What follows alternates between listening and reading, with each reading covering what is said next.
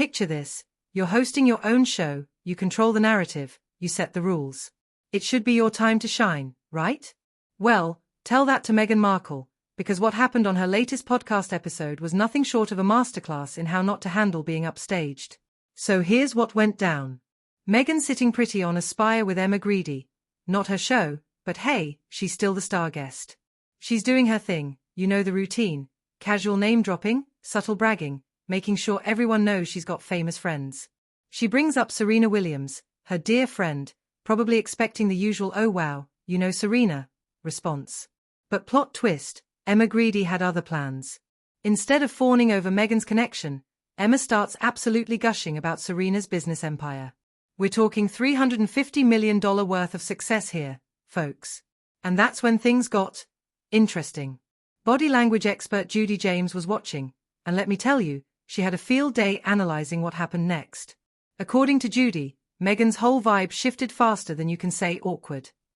Here's where it gets juicy. Meghan went through what experts are calling a complete emotional rollercoaster, all written on her face. First came the smirk. You know the one, that "oh, you're still talking about someone else" look. Then the hand wave. Like she was trying to physically brush away the conversation. Asterisk asterisk but the real show. Asterisk asterisk the blinking. And we're not talking normal blinking here. Judy James described it as eye fluttering, like she was trying to fan away the smoke of her ego combusting in real time. Ouch. Asterisk asterisk the grand finale. Asterisk asterisk what body language experts call the jaw jut. Basically Meghan's face saying "I'm so done with this," followed by a complete eyelid shutdown. Think of it as the facial equivalent of rage quitting a conversation. Here's the thing that makes this whole situation so fascinating. Meghan didn't come to this interview to talk about Serena Williams. She came to talk about herself. The fact that Emma dared to highlight someone else's achievements? That was apparently a violation of what viewers are calling the sacred Meghan protocol. One viewer nailed it: she uses negative tension the second it's not about her. Another said, "The podcast was supposed to be about me." Meghan's expression screamed louder than any royal interview ever could. But wait, it gets better. Emma didn't just praise Serena's business success, she started comparing the two women. And let's be real here, that comparison wasn't exactly flattering for Meghan. On one side, you've got Serena Williams, multiple Grand Slam champion, $350 million business empire, married to a tech billionaire. On the other side? Well, Meghan's got a failed Spotify deal and a cooking show that, let's just say, it's not exactly breaking viewership records. The contrast was stark, and everyone could see it, especially Meghan. The absolute peak of this awkwardness? When Emma casually referred to Serena as her girl crush. Twitter users said you could practically hear Meghan's internal scream. One person wrote, "She looked like she was going to explode. The rage was so barely hidden it was almost theatrical." Another compared it to watching Regina George get upstaged at her own party. Of course, Meghan couldn't let this slide without taking a shot at her favorite target.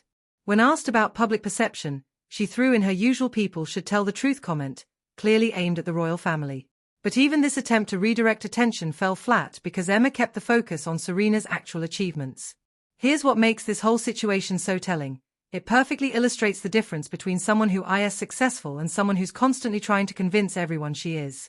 Body language analyst Jesus Enriquez called it micro-expressions of resentment, boredom, and barely concealed irritation. He added, "She doesn't want to listen, she's waiting for her turn to talk." That's the entire Meghan Markle experience. Twitter was absolutely ruthless. Comments ranged from "this is why no one listens to her podcast" to "when you try to upstage Serena Williams and end up getting schooled on your own appearance, that's not just awkward, that's a masterclass in self-sabotage." Look, we've all been in situations where we felt overshadowed or overlooked. It's human nature to want recognition for our achievements. But there's a difference between healthy ambition and this level of visible resentment when someone else gets praised. What we witnessed wasn't just an awkward moment. It was a window into how some people handle not being the center of attention. And spoiler alert, not gracefully.